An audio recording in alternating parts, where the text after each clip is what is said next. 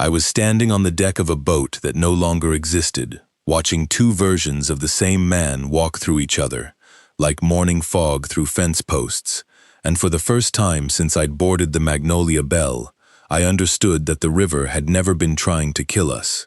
It was trying to make us choose, and something beneath it was hungry for the choosing.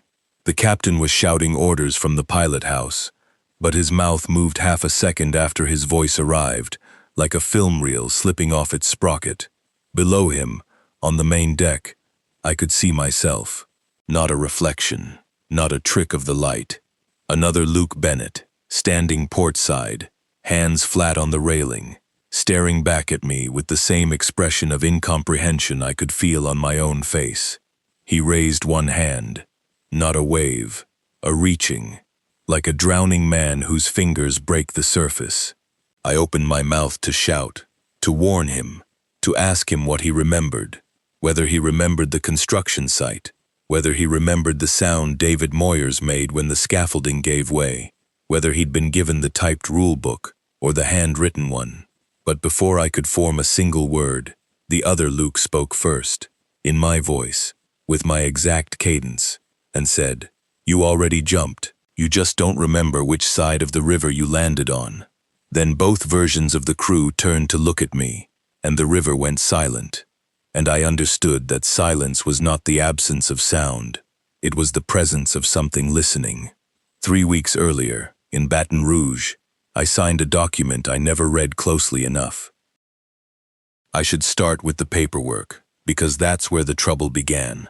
Not with the river, not with the silence, but with a creased and coffee-stained safety booklet that a man named Captain Roy Halloway slid across a battered metal desk in a leasing office near the Baton Rouge port.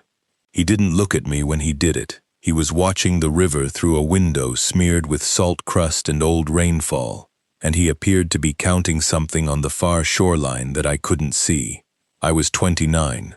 I'd been using my middle name for 6 months, ever since the accident in Shreveport, where a scaffold I'd certified on an inspection report turned out to be holding 200 pounds more than its rated capacity. David Moyers, 44, 2 daughters. The forensic review traced the failure to a stress fracture I'd marked as within tolerance. I hadn't taken a bribe. I hadn't been lazy. I'd been tired and inattentive, and that was worse, because there was no villain in the story, only me, and a decision I couldn't even remember making. The civil suit was still grinding through the courts. My real name had appeared in enough local articles that no construction firm within 3 parishes would return my calls. The Magnolia Belle didn't care about my name. She was a 40-year-old paddle-wheel freight vessel that hauled agricultural supplies and industrial equipment between Louisiana and Missouri, and she needed seasonal deckhands the way a dying man needs a priest, not eagerly, but with a kind of resigned necessity. Captain Halloway asked me 3 questions. Could I lift 60 pounds? Could I follow instructions? Could I keep my mouth shut? I answered yes to all 3, and the first 2 were true. The safety booklet was maybe 20 pages. Orange cardstock cover, the vessel's name stenciled in faded black ink. Most of it was ordinary maritime boilerplate, life jacket locations, man overboard procedures, fire extinguisher stations, the proper way to coil a tow line so it doesn't foul the cleat. I'd seen similar material on other vessels. Nothing remarkable. Then, around page 9, the tone shifted. Never whistle after sunset. The river answers whistling, and what it answers with is not an echo. I read it twice, figured it for local color, some old riverman superstition preserved by a captain who appreciated tradition. The next page had more. If the river becomes completely silent, all engine noise, insect activity, wind and bird call ceasing, stop working immediately. Do not move. Do not speak. Wait for the sound to return on its own. Do not attempt to restore silence once it breaks. That one was harder to dismiss. The phrasing was too specific, too deliberate, as though someone had sat down and carefully described an experience rather than inventing a cautionary tale. Do not attempt to restore silence once it breaks. What did that mean? How would you restore silence? The rules continued, scattered through the booklet like burrs in a wool coat. Never count more than 6 lights on the shoreline at night. If you count 7 or more, look away immediately and inform the watch officer. Do not specify which light was the 7th. If another vessel bearing the name Magnolia Belle passes heading upstream, do not wave. Do not make eye contact with its crew. Record the sighting in the logbook without comment. I closed the booklet and looked at Captain Halloway. He was still watching the river. He hadn't turned around once during the entire interview. "Sir," I said, "some of these rules in here, they're a little unusual." "They're all unusual," he said, still not turning. "That's why they're written down. I took the job. I want to be clear about that. I took it, knowing something was off, because I was out of options, out of money, and out of the will to interrogate anything that came with a paycheck attached. David Moyers was dead because I'd failed to interrogate a stress fracture. Now I was failing to interrogate a safety booklet. The pattern would have been obvious to anyone who wasn't me. That first evening, after I'd stowed my bag in the crew quarters below the main deck, a narrow corridor of bolted bunks that smelled of diesel and old river mud, a man named Curtis Polk found me. He was maybe 50, thin, sun-darkened, with a gray beard he kept trimmed close to his jaw. He worked the engine room. He had the deliberate, unhurried manner of someone who had learned that rushing was a form of dying. He didn't introduce himself. He sat on the bunk across from mine, pulled a small spiral notebook from his back pocket, and placed it on my knee. "Don't read it now," he said. "Read it tonight, after lights out. Don't let anyone see you reading it." Then he left. No explanation, no context, just a notebook the size of a playing card, and a set of instructions that felt, in their own quiet way, as specific as anything in Captain Halloway's orange booklet. I waited. I ate dinner in the galley with the other new hires, 6 men, all seasonal, none of them particularly interested in conversation. I helped secure the cargo hold. I checked the tow lines. I did the work. And at 11 that night, in the dark of the crew quarters, with the engine vibrating through the hull like a slow, metallic heartbeat, I opened Curtis Polk's notebook and read the first line by the thin glow of my phone screen. "Everything they told you is wrong. The river doesn't copy people who whistle. It copies people who stay silent. If the fog starts talking, you whistle. You whistle loud, and you whistle long, because the only thing the river can't imitate is a tune it hasn't heard yet." I flipped the page. More rules. All of them direct contradictions of Captain Halloway's booklet. Not reinterpretations. Not refinements. Contradictions. Where the captain said never whistle, the notebook said always whistle. Where the captain said stay still during the silence, the notebook said move constantly, touch the hull, keep your blood circulating so the river can't take your shape. Where the captain said never count more than 6 lights, the notebook said count every light you see and memorize their order, because the extras are the ones that were there yesterday, in the version of the river that already happened. Someone aboard the Magnolia Belle was lying. I lay there in the dark, the engine throbbing beneath me, the phone's glow turning my hand blue, and I realized I had no way of knowing which someone it was. The first 3 nights were unremarkable. I want to establish that clearly, because later I would spend hours trying to identify the moment when things began to go wrong, and I was never able to isolate it. The wrongness didn't begin. It was already there, the way a crack in a dam is already there before the water finds it. I simply hadn't looked closely enough. I worked the night shift, midnight to 6, handling cargo checks and deck sweeps. The Magnolia Belle moved at a pace that suggested the river was doing her a favor by allowing passage. The paddle wheel churned with a labored, asthmatic rhythm that I could feel through the soles of my boots. We hauled grain upriver and fertilizer down. The work was physical and repetitive, and it let my mind idle, which was dangerous, because an idling mind starts noticing things it shouldn't. The first inconsistency was the ports. On the fourth night, a deckhand named Raymond Sayers mentioned the stop we'd made in Natchez the previous evening. He described the dock in detail, the broken cleat on the third piling, the dog that barked from the warehouse, the case of bottled water he'd bought from a shore vendor. We had not stopped in Natchez. We had not stopped anywhere. The previous evening had been uninterrupted transit, all the way from St. Francisville to our current position south of Greenville. I knew this because I'd been on deck the entire night. I'd checked the tow lines at midnight, 2 and 4. The boat had never slowed. I told Raymond he was mistaken. He looked at me with a particular expression. Not confusion, not anger, but a kind of weary patience, as though he'd been through this before and understood that arguing would accomplish nothing. Sure, he said, maybe I dreamed it, but the ship's log supported him. I checked the next morning. The log recorded a 6-hour layover in Natchez. Date, time, cargo offloaded, cargo received. The handwriting belonged to the first mate, a man named Aldous Teague, and it was matter-of-fact in the way that logbook entries are. No drama, no detail beyond the operational. As though Natchez had been a routine stop on a routine voyage. I brought it to Curtis Polk, who was scrubbing the engine room floor with a concentration that seemed deliberate. The log says we stopped in Natchez, I said. Curtis didn't look up. What do you remember? I remember not stopping.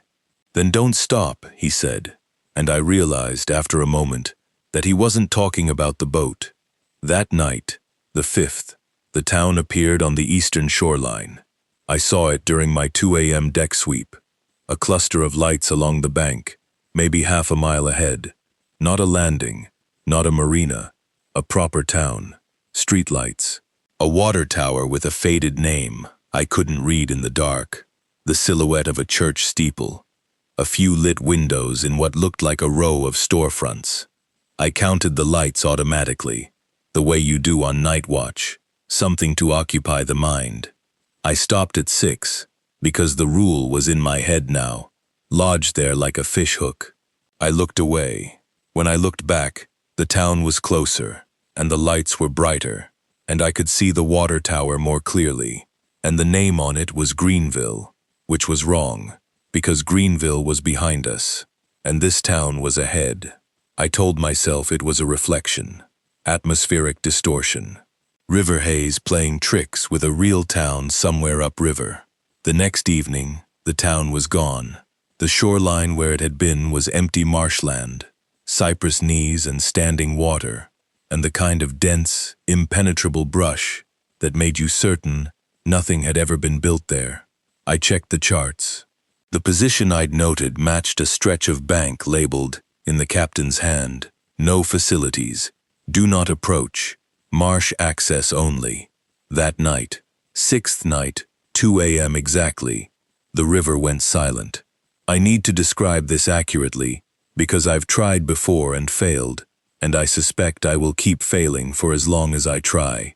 The silence was not the absence of sound, it was the removal of sound, which is a different thing entirely. The engine didn't stop. I could see the paddle wheel turning through the hull gap, could feel the vibration in the rail under my hands. But the sound of it, the churning, the mechanical thrum, the diesel cough, was gone, as though someone had pressed mute on the world while leaving the picture running. No insects, no wind, no water lapping against the hull, no creak of the timber, no breathing, though I was breathing, and so were the 2 other men on deck with me, Raymond and a young deckhand named Bo Mason, who I'd worked beside every night, and who had a tattoo of a crossed anchor and crescent moon on his left forearm. The 3 of us stood absolutely still. Nobody spoke. Nobody moved. I understood, in that silence, that the rules had been written for this moment, and that the terrible thing wasn't the silence itself, but the certainty, bone deep and irrational, that something was listening to us through it, that the silence was not space but a presence, pressing its ear against the world. 1 minute, exactly, I counted in my head, each second a separate, deliberate act. Then the sound returned, All at once, like a dam breaking. The engine roared. Insects screamed from the shoreline. The river slapped the hull. I exhaled so hard my vision blurred. Raymond crossed himself. Beau Mason adjusted his hard hat and went back to checking the aft tow line, as though nothing had happened. I looked at Beau's left forearm. The tattoo was different. It was still an anchor, still a crescent moon, but they were no longer crossed. The anchor sat above the moon, separated by a band of text I couldn't read in the low light. The design was cleaner, newer, the ink still slightly raised, as though it had been done recently. I was certain, absolutely, unshakably certain, that the tattoo had been different before the silence. I had seen it every night for 6 nights. Crossed anchor and crescent moon, intertwined, old ink fading to green. I said nothing. I went back to my sweep. I counted the shoreline lights, 4, then 5, then 6, and I stopped, because the rule said stop, and the notebook said keep counting, and I didn't know which instruction to follow, so I followed neither, and simply stood there, looking at the water, while the Magnolia Belle carried us all forward into a night that might or might not have been the same one we'd started. I began watching the crew the way a man watches a house he suspects is shifting on its foundation. Not staring, not obvious, just a constant peripheral attention to the small things. The way someone held a coffee cup, whether they buttoned their shirt left over right or right over left. The words they used for common objects. These are the details that define a person's history, and if a person's history had been quietly replaced, these details would be where the seams showed. It took me 4 days to realize the crew was divided, not by faction or alliance, by something more fundamental, more difficult to name. They were divided by reality, and the division ran exactly along the line I should have seen from the first night. The typed booklet versus the handwritten notebook. Half the crew followed Captain Halloway's rules with the rigid discipline of people who believed their survival depended on precision. They whistled nowhere, not even hummed, after sunset. They froze during the silence. They counted shoreline lights and stopped at 6, every time, with a kind of mechanical consistency that suggested the counting was involuntary at this point. I'll call them the book crew, because that's what Curtis called them, with a flatness in his voice that made the label sound like a diagnosis. The other half followed the notebook. They whistled when fog rolled in. Low, tuneless, constant, like a warding chant. During the silence, they moved, touched the hull, flexed their hands, stamped their feet, keeping the blood going. They counted every light and wrote the totals in the margins of the notebook, building a record I never got to see in full. I'll call them the note crew, though Curtis called them the ones who'll still be here when the river changes its mind. Each group believed the other was dangerously wrong, not just wrong, dangerously, in the way that handling a rattlesnake by the tail instead of the head is wrong. Both groups had evidence. Both had logic. Both had stories of near misses and survivals that proved their approach worked. A book crew member named Dale Hutchins told me, during a smoke break on the 7th night, that the river copied people who whistled. It learns your sound, he said, flicking ash into the current. Gets your pattern. Then it makes something that sounds like you, out there in the fog, and it calls to people. They follow the sound. They don't come back. A note crew member named Edwin Park told me, 2 hours later in the engine room, that the river copied people who stayed silent. Silence is a mold, he said, tightening a valve with a wrench that looked too large for the fitting. The river presses into the quiet and takes your shape. The whistling disrupts it, gives it a sound it can't replicate, because every person's whistle is unique, and the river can't improvise. It can only copy. Both sounded credible. Both used the same metaphor. The river as a mimic, a copier, a thing that took your form and used it against you. They disagreed only on the mechanism. Whistling was the invitation, or the defense. Silence was the shield, or the mold. On the 8th night, a book crew member named Thomas Reese disappeared. Thomas had been working the aft deck during a fog bank near Memphis. The fog came in fast. River fog, thick and warm, rolling over the gunwales as something poured. Thomas followed his rules. He stopped working. He stood still. He stayed silent. He waited for the fog to pass or the silence to come, whichever the rules anticipated. The fog passed. Thomas didn't. He was simply gone. No splash, no cry, no disturbance in the tow lines or the railing. His hard hat was on the deck, centered precisely where he'd been standing, as though he'd been erased from the center outward. The book crew was shaken, but not deterred. He must have broken a rule, Dale said, and when I asked which one, he couldn't say, but his certainty didn't waver. The rules worked.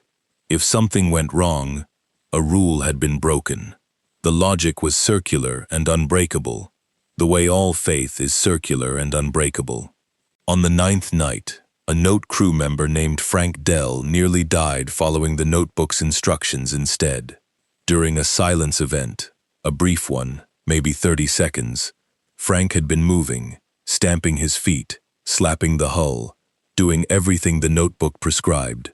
When the sound returned, Frank was on the foredeck, bleeding from a gash across his forehead, with no memory of how he'd gotten there.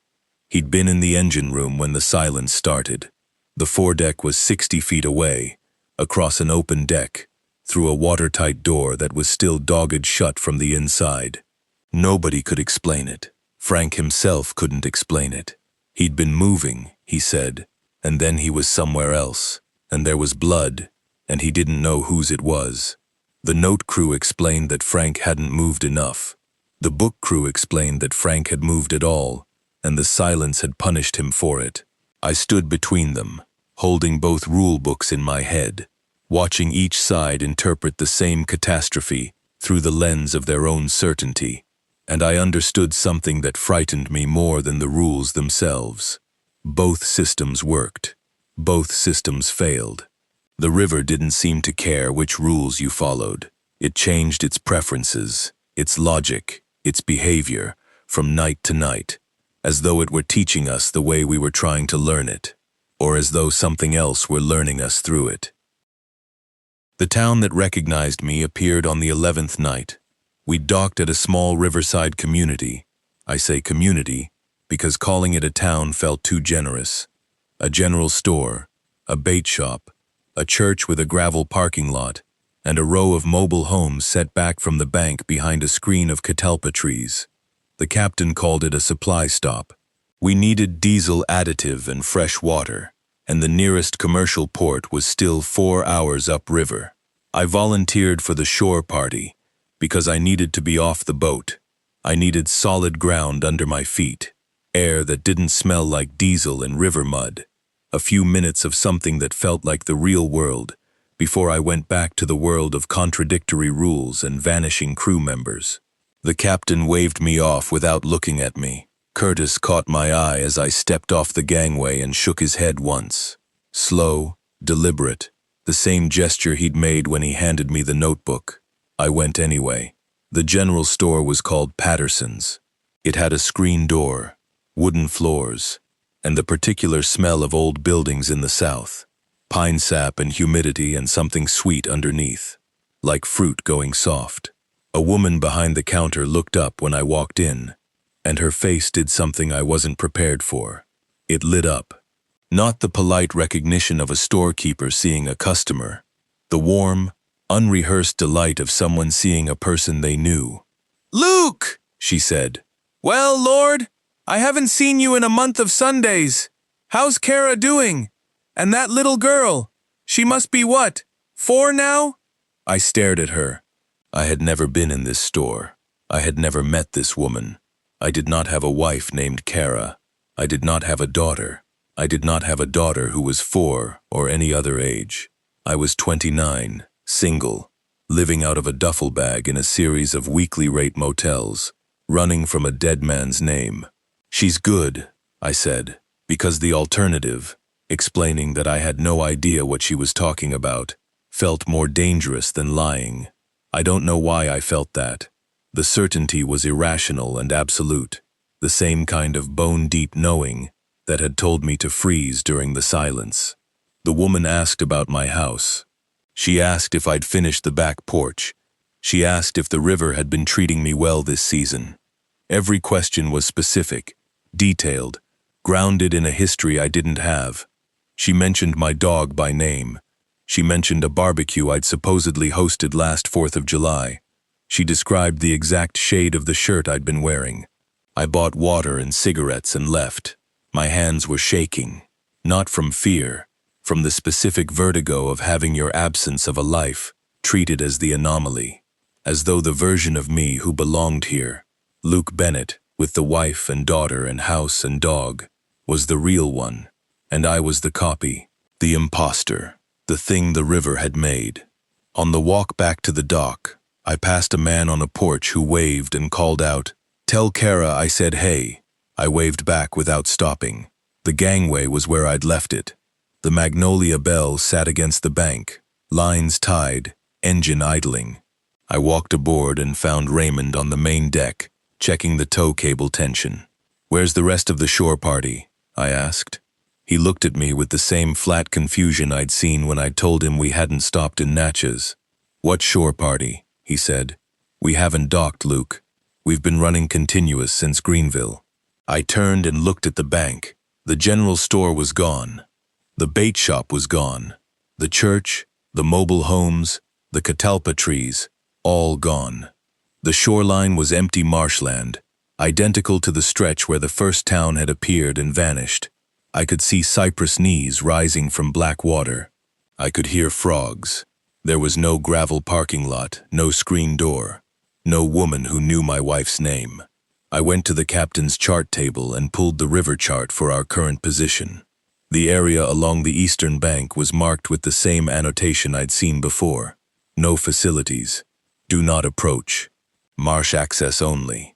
That night, unable to sleep, I went to the storage compartment abaft the engine room, a space I'd explored once before out of boredom, a cramped area full of spare line, old paint cans, and the kind of accumulated debris that accumulates on a vessel that's been working for 4 decades. I was looking for nothing in particular. I was avoiding my bunk, avoiding the dark, avoiding the closed-eye silence that felt too much like the open-eye kind. In a box of old documents, I found photographs. They were color prints, the kind with the white bordered edges, slightly curled from humidity. The first one showed the Magnolia Belle's main deck during what looked like a routine cargo inspection. Men in hard hats, sunlight, ordinary. I was in the photograph. I was standing near the port rail, in clothes I didn't own, smiling at the camera with an ease I hadn't felt in years. My hair was longer, my face was fuller. I looked healthy. I looked like a man who hadn't killed anyone. I flipped through the rest. There were 7 photographs total, spanning what appeared to be several different occasions, different seasons, different cargo loads, different configurations of crew. I was in all of them, always standing, always smiling, always looking directly at the camera, as though I'd known the picture was being taken, and had chosen to meet the lens head-on.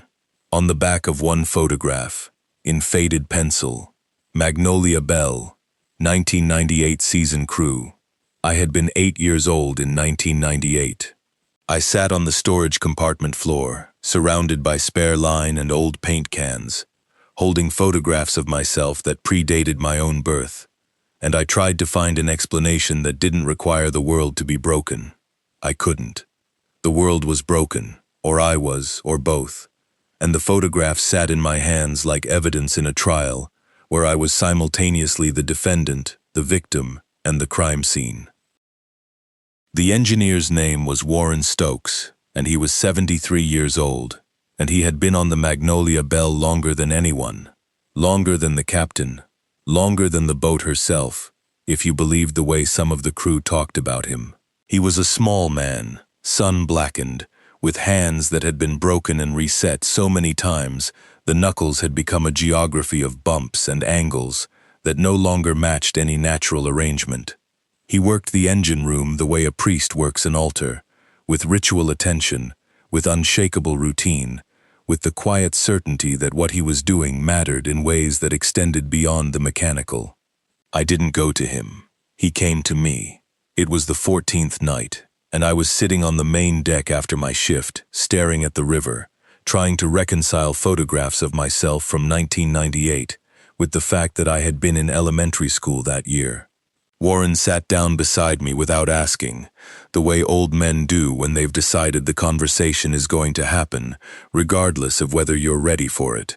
"You found the pictures," he said. Not a question. "Yes." "And the town that knew you?" "Yes." "And the crew that remembers ports you never stopped at?" I looked at him. "How do you know all that?" "Because it happens to everyone who stays long enough," he said. "The only question is, how long it takes you to start asking the right questions. Some never do. They just accept it. They adapt. They become the version of themselves the river wants them to be, and they stop noticing the seams." He lit a cigarette with hands that didn't shake, though everything else about him suggested they should have. The match flame caught in his eyes, and for a moment, he looked like something very old and very tired, trying to stay awake. "You know about Split Bend?" he asked. I'd seen the name on the chart. A section of river roughly 90 miles south of St. Louis, marked with a navigation warning I'd initially taken for standard hazard notation. The river made a sharp turn there, nearly 120 degrees, cutting through a stretch of limestone bluffs that funneled the current into a narrow, fast-moving channel. Charts noted irregular currents, shifting sandbars, poor visibility in certain weather conditions. In 1971, Warren said, a towboat called the Cypress Queen went down at Split Bend. She was pushing 6 barges loaded with grain, hit a sandbar that wasn't on any chart. The river had shifted overnight, which it does, which is what rivers do, except this time the shift wasn't natural. The channel closed behind her as well. She was boxed in. Current crushed her against the bluff. 11 men aboard, 9 drowned, 2 made it to shore, and when they got there, they weren't in the same place. He paused, drew on the cigarette. The cherry glowed and faded, like a small red pulse. "What do you mean they weren't in the same place?" "I mean they swam to the eastern bank and crawled up onto the western one. They walked into a town that should have been 30 miles upriver and was instead directly ahead of them. The people in that town knew them by name. One of the survivors found his own gravestone in the local cemetery. Date of death, 1971. He was standing in front of it, alive, reading his own name carved in granite. The river lapped against the hull. The engine hummed. Somewhere below us, a man was sleeping in a bunk that might or might not have been his. Split Bend isn't a bend, Warren said. It's a wound. The river broke there, a long time ago, maybe before the Cypress Queen, maybe before anyone was keeping records. And when it broke, it didn't just change course. It split, not into 2 channels, you understand, but into 2 realities. 2 versions of the same river, flowing through the same physical space, overlapping like transparencies on a projector. Every boat that crosses Split Bend doesn't just pass through it, it passes into it, into one version or the other, or sometimes both at once. "The rules," I said. "The rules are the only thing keeping the realities from fully merging," Warren confirmed. "Every crew that crosses gets a set of instructions. Sometimes they're written down. Sometimes they're passed by word of mouth. Sometimes they appear in places no one can explain. The notebook, the booklet, they're the same thing, Luke. They're both real, they're both right, they're both wrong. They exist because the 2 realities have different physics. What protects you in one will kill you in the other. The rules are just the accumulated survivor testimony of people who crossed before you and lived long enough to write down what worked. And when the rules contradict each other, that's when the realities are bleeding through. When you get 2 sets of rules that can't both be true, it means the river is in the process of choosing. Not the river itself, something else, something underneath. something that lives in the split and feeds on the crossing. He wouldn't say more about what lived underneath, I asked, and his expression changed. Not fear exactly, but a kind of caution, the way you'd look at a door you'd learned not to open. What happens if the realities merge completely? I asked. Warren stubbed his cigarette out on the deck rail with a deliberateness that suggested he was choosing his words the way a surgeon chooses an incision point. When too many contradictions accumulate, too many different rule sets, too many different memories of the same voyage, the pressure builds, he said. And then one of the realities collapses, folds into the other, and everyone living in the collapsed version doesn't die exactly. They just stop having ever existed. The other reality absorbs them. Their records disappear. Their photographs fade. The people who knew them forget they ever had a son, a husband, a friend. The river keeps flowing. The world keeps turning. And an entire version of the voyage just, he snapped his fingers, unhappens. I thought of the photographs of myself, smiling, looking at the camera, from a year when I was 8 years old. I thought of the town that knew my wife's name. I thought of the crew members who remembered ports we'd never visited. How many versions are there? I asked. Warren looked at the river for a long time before answering. Nobody knows, he said, because the only people who could count them are the ones who've already been unhappened. We reached Split Bend on the 16th night, and the river announced it before the charts did. The current changed, not in speed, but in direction. For 3 minutes, the water alongside the hull flowed upstream, against the bow, as though the river had forgotten which way it was supposed to go. Then it corrected, resumed its southward crawl, and the Magnolia Belle rounded the bend into a stretch of water that looked, to my untrained eye, exactly like every other stretch of the Mississippi I'd ever seen. But I could feel it, a pressure in the air, like the barometric drop before a storm, except it wasn't coming from above, it was coming from below. From under the hull, from the water itself, pressing upward, as though something beneath the surface were breathing. Both rule books were explicit about Split Bend, and they said opposite things. Captain Halloway's booklet, page 14. Upon reaching Split Bend, all crew will remain on deck, in full view of one another, maintaining visual contact at all times. Do not go below. Do not close any doors. The river cannot take what it can see. Curtis's notebook, the last page. Split Bend. Hide below immediately. Get off the deck.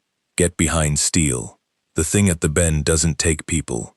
It replaces them, and it can only replace what it can see. If it sees you, it makes a copy.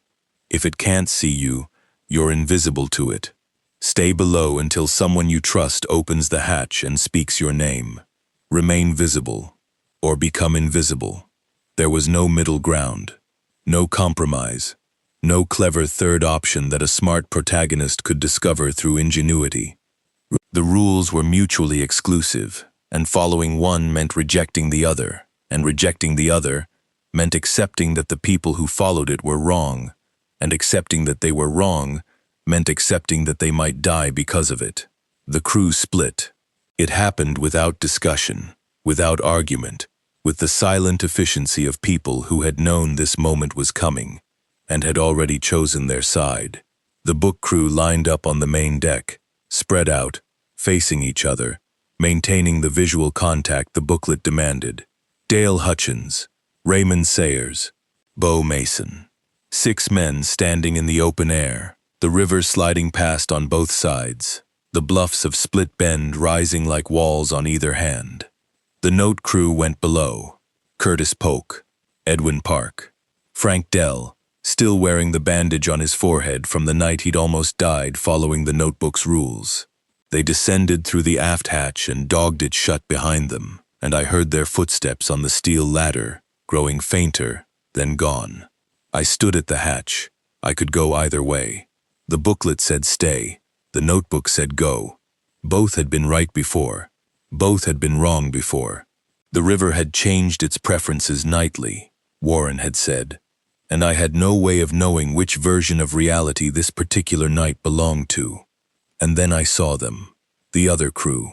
They appeared on the foredeck without transition, without arrival. One moment the deck was empty, the next it was occupied. 6 men, lined up in the same configuration as the book crew on the main deck, facing each other, maintaining visual contact. They wore the same clothes. They had the same faces. Dale Hutchins stood 3 feet from the other Dale Hutchins, and neither of them appeared to notice. I did.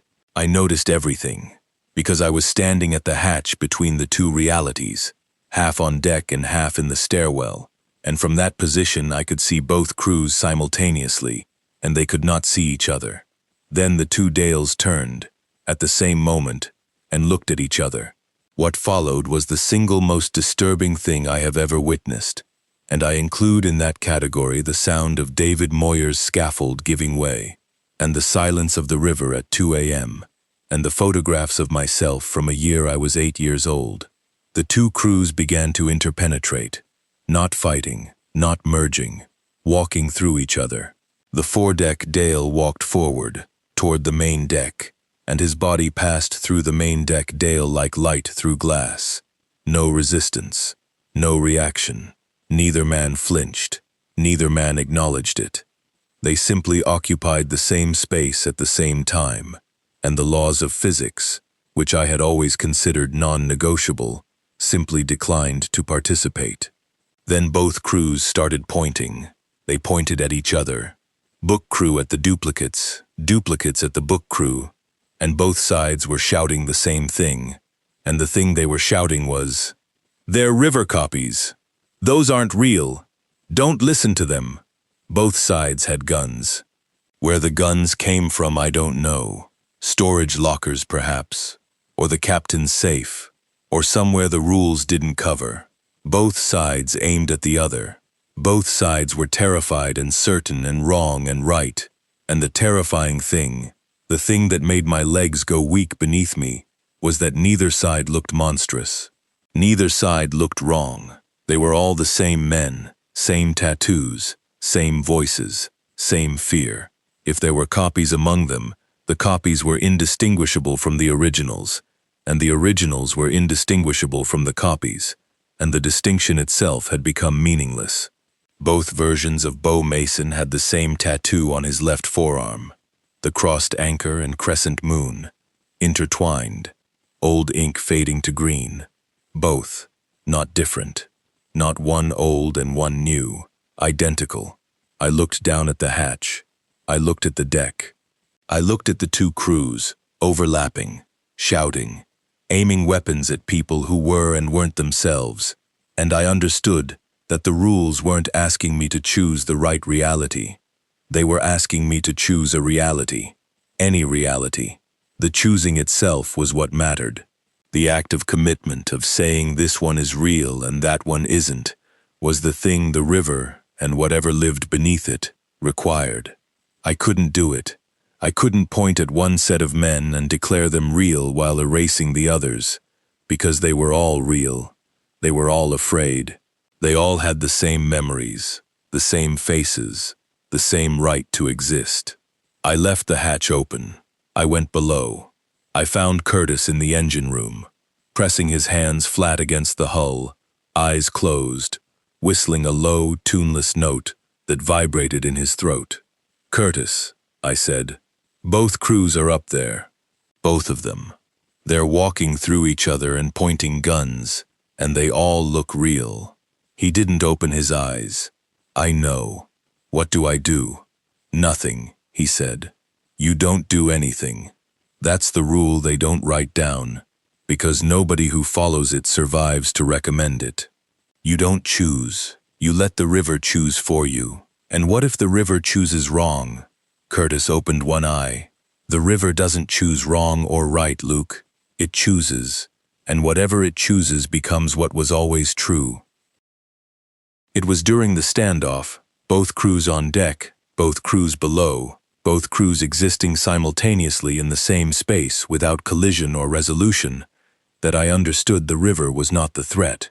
I need to explain how I understood this, because it didn't come as a revelation. It came as a corrosion, a slow, acid understanding that ate through my assumptions the way river water eats through limestone.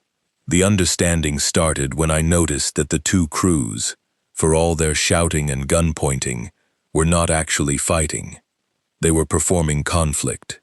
Their movements were synchronized despite their opposition. When one Dale raised his weapon, the other Dale raised his in the same way, at the same angle, at the same speed. When Raymond shouted, the other Raymond's mouth moved in perfect parallel, producing the same words at the same volume, with the same intonation. They were mirrors, and mirrors don't fight. Mirrors reflect. The river wasn't hunting anyone.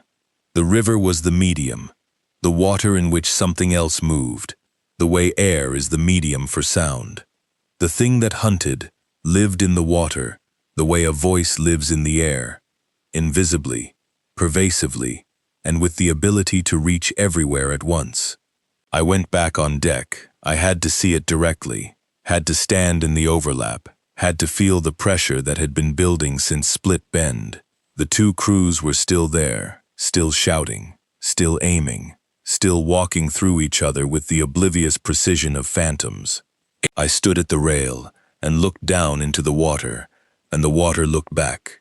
Not a reflection, not my face in the surface. The water looked back.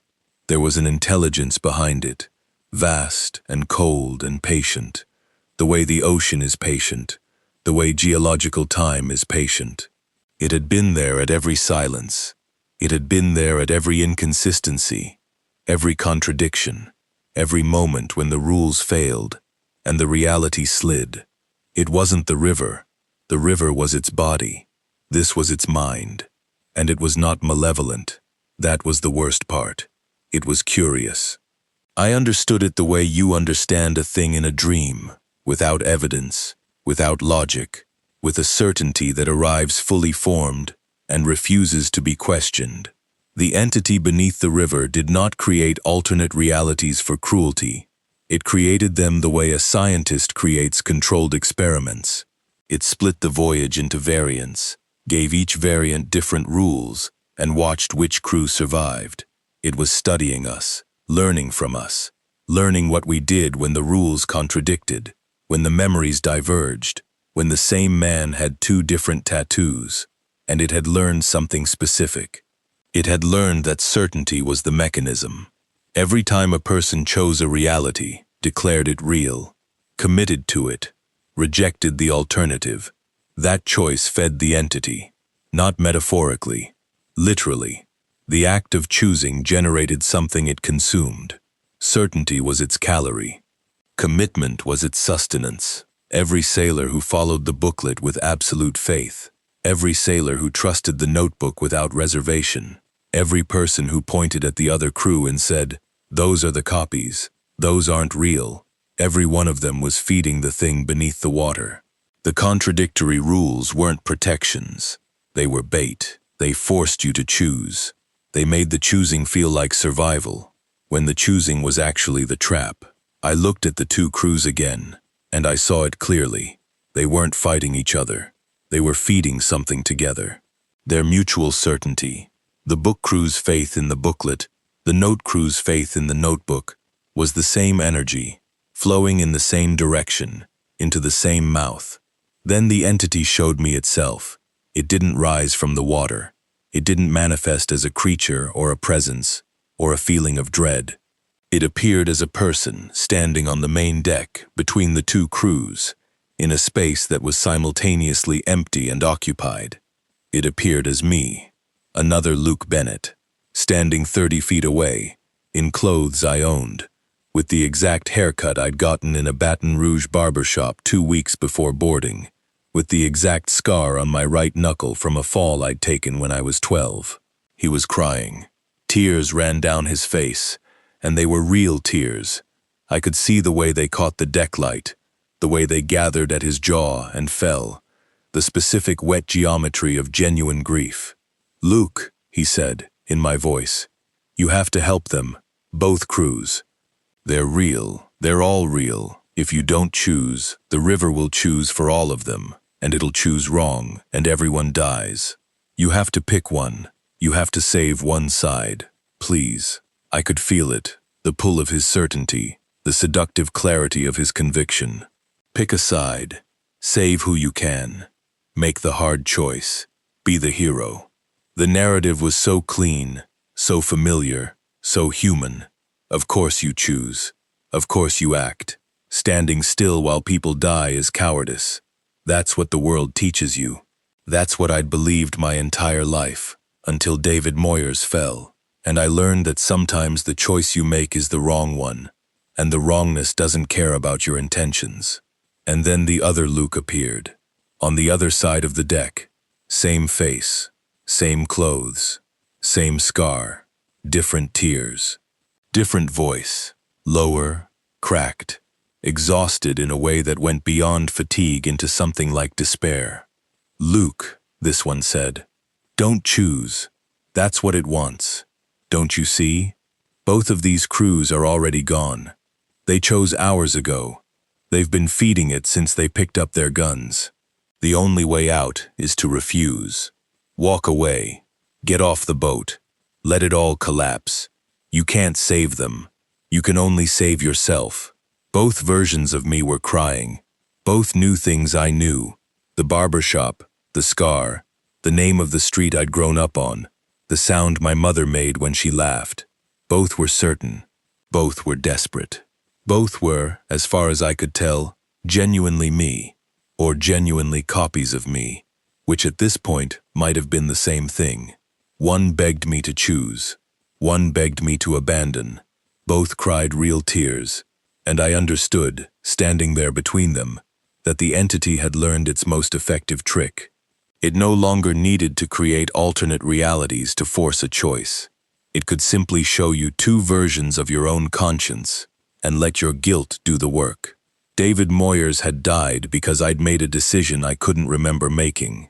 Now the river was asking me to make another one. And this time, I could see both options clearly, and both options led to the same place. The mouth beneath the water, feeding on my certainty, growing stronger with every choice I made. I looked at the two Lukes. I looked at the two crews. I looked at the river, silent now, waiting. And I did something none of the rules had accounted for. I broke every rule, not one set, both. All of them, simultaneously, deliberately, with the focused intention of a man who has decided that the only way to win a rigged game is to flip the table. I whistled, loud, sharp, a tuneless blast that violated Captain Halloway's booklet and fulfilled Curtis's notebook at the same time, which meant it satisfied neither, which was the point. I moved during the silence, stamped my feet, slapped the hull, kept my blood going, violating the booklet's command to freeze. I counted the shoreline lights, 7, 8, 9, 10, violating the booklet's 6-light rule, while simultaneously violating the notebook's instruction to memorize their order, because I wasn't memorizing anything. I was counting and forgetting, a deliberate act of uncertainty that left no pattern for the river to copy. I looked at the other Magnolia Belle, the one heading upstream, the duplicate vessel the booklet had warned me about, and I waved. I waved with both hands, standing at the rail, making myself as visible as possible to a crew that might or might not have been real. And then I jumped. I didn't plan it. I didn't deliberate. I didn't weigh the options or calculate the risks or consider the consequences. I simply turned, put my hands on the rail, and went over the side, into the river, at Split Bend, where the water was deepest, and the current was fastest, and the thing beneath it was closest. The cold was absolute, not river cold, something deeper, something that went past temperature into a kind of negation, as though the water were removing heat rather than transferring it. I sank. The surface receded above me, a ceiling of dark silver that grew darker as I fell. The pressure built in my ears. My lungs burned. And through the water, muffled and distorted, I could hear both versions of my voice. The one begging me to choose, the one begging me to abandon, calling my name, over and over, the two sounds braiding together until they were indistinguishable, until they were one sound, until they were no sound at all. Reality collapsed. I want to be precise about that word, because I've thought about it for months, and it's the only one that fits. It didn't shatter. It didn't dissolve.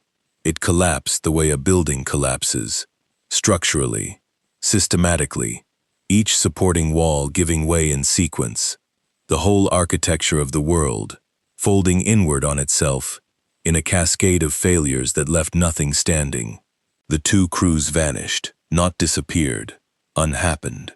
I could feel them going, feel their existence retracting like film rewinding, feel the memories of them being pulled out of the world like threads from a tapestry. The Magnolia Belle went next.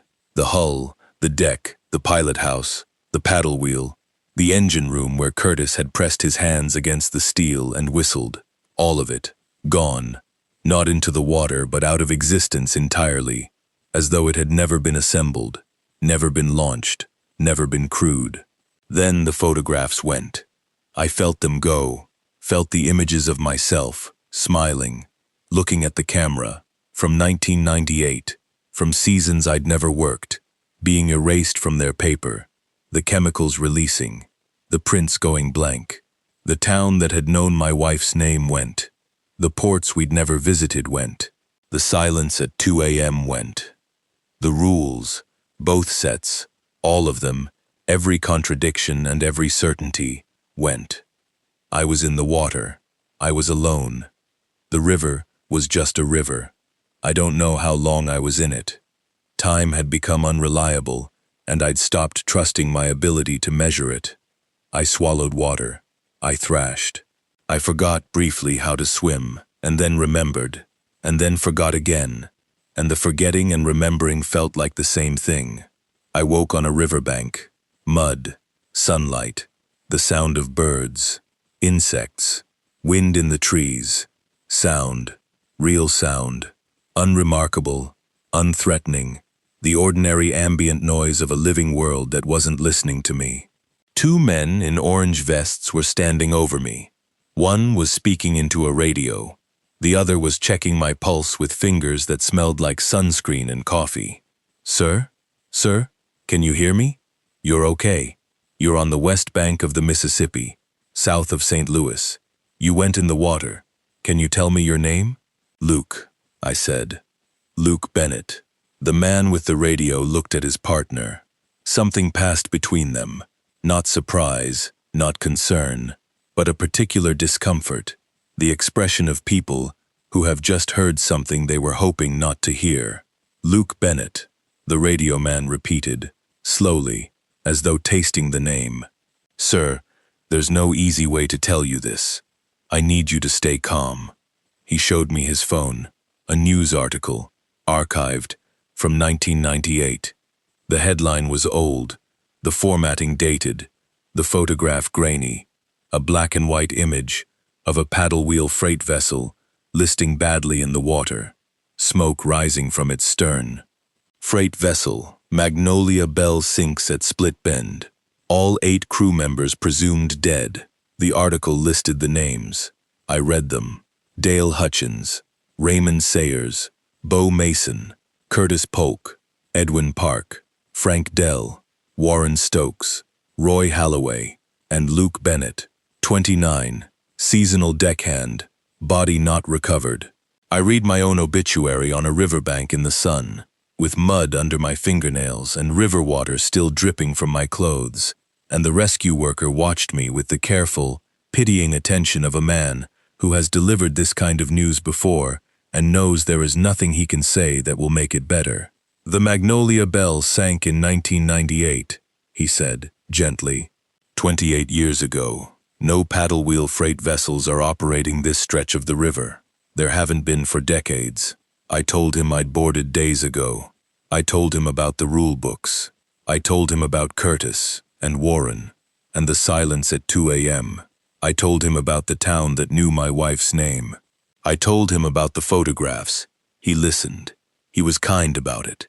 He wrote down what I said, and I could see, in the careful slowness of his handwriting, that he was transcribing my words into a report that would be filed under a category I didn't want to think about. I cannot prove I boarded the Magnolia Belle. I cannot prove the crew existed. I cannot prove the rules were real, or that the river split, or that something beneath it fed on certainty. The records say the boat sank in 1998. The records say I died. My name is on a casualty list in a Coast Guard archive, and I am standing here, alive, unable to explain the discrepancy to anyone's satisfaction, including my own. I do not know if I am the original Luke Bennett or a copy the river made. I do not know if I survived the collapse or was produced by it. I do not know if the memories I carry are mine or belong to a version of me that no longer exists, whose experiences were transferred to me at the moment of unhappening, the way a file is transferred to a new hard drive when the old one fails. I am a man who remembers boarding a boat that sank before he was born. I am a man who remembers dying. I am a man who is alive. These facts are contradictory, and the contradiction does not resolve, and I have learned, not from the booklet, not from the notebook, but from the river itself, that contradictions are not problems to be solved. They are doors that stay open, because no one has chosen to close them. This is the part I've been dreading, because it means none of it ended at Split Bend. The river kept flowing. The river always keeps flowing. And what happened to me was not a conclusion. It was a single data point in an experiment that has been running for longer than anyone can measure. I found out about the new company 4 months after I washed up on that riverbank. I was in a motel in Cape Girardeau working night shifts at a warehouse, sleeping during the day, avoiding rivers, avoiding bridges, avoiding the particular silence that settles over flat water at night when the wind dies, and the insects pause, and the world goes still for just a moment too long. I was managing. I was not recovering, but I was managing, which is sometimes the best you can do. The article was in a regional trade publication, the kind of thing that circulates among barge operators and logistics firms. A company called Heartland River Transport had begun operating modern diesel barges along a stretch of the Mississippi between St. Louis and Memphis. The same stretch, the same route, the same water, routine service, routine cargo, nothing unusual. Nothing unusual except for the orientation materials. A young deckhand, I don't know his name, and I'm glad I don't, because knowing would make it harder to sleep, and I already don't sleep, received his hiring paperwork on his first day. Standard employment packet, tax forms, safety guidelines, operational procedures, the usual. Tucked inside the safety guidelines, on a single sheet of unsigned, handwritten paper, were 4 rules. I know this because the trade publication mentioned it, not as a horror story, not as a warning, as a footnote, a curiosity. New hires report unusual safety instructions, the article said, in the tone of a publication that covers the maritime industry and has learned to treat the Mississippi the way a veterinarian treats a cat, with professional distance and an awareness that the subject has claws. The 4 rules, as reported: never trust the first shoreline you recognize. If another version of yourself calls your name, answer only once. Count the crew every sunrise, but never twice. If the river ever becomes perfectly silent, don't decide which world is real, because that's when it asks you to choose. I read those rules in a motel room in Cape Girardeau, and I put the magazine down, and I sat very still for a very long time, because the last rule was not in Captain Halloway's booklet, and it was not in Curtis Polk's notebook. It was new. It was something the river had learned since I'd left it, something the entity beneath the water had added to its repertoire, a refinement of its methodology, a new line of code in a program that was still being written. It had learned from me, from my refusal to choose, from my decision to break every rule and jump. It had studied my uncertainty the way I had studied its rules, and it had adapted, and the new rule was its response, a warning to future passengers that the choice was coming, that the choice was the trap, and that the only way to survive was to recognize the trap and still not fall into the opposite trap of believing you could escape it. The river was still dividing, still splitting realities, still feeding on certainty, and now it was writing its own rules, in a hand that no one recognized, on paper that appeared from nowhere, aboard vessels that had no connection to the Magnolia Belle, or her crew, or the 28-year-old wreck at Split Bend. That night, last night, as I write this, a tugboat passed Cape Girardeau heading south. I was on the warehouse dock, taking a smoke break, watching the river the way you watch an animal you've been bitten by. The tug's lights appeared around the bend, running lights, spotlight, the warm glow of a pilot house window. Its radio crackled with an ordinary greeting. Tug Maribel, southbound, passing Cape Girardeau. Any northbound traffic, Co. The warehouse foreman, a man named Gerald who was standing beside me, picked up his handheld radio and answered. Tug Maribel, this is Cape Girardeau Shore Facility. No northbound traffic. Clear passage. Have a good night. Copy that. Good night. The tug passed. Ordinary. Unremarkable. Its wake rocked the barges at the dock, and the water slapped the pilings. And Gerald went back inside, and I finished my cigarette and thought about going back to work. Then the tug appeared again. Same lights. Same running configuration.